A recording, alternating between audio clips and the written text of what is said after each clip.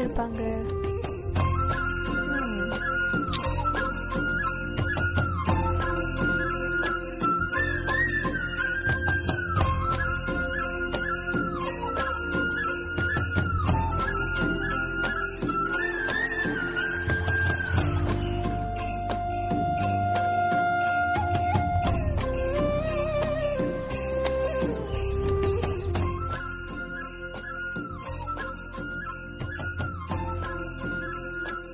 நீயாமா குளம் அடிச்ச?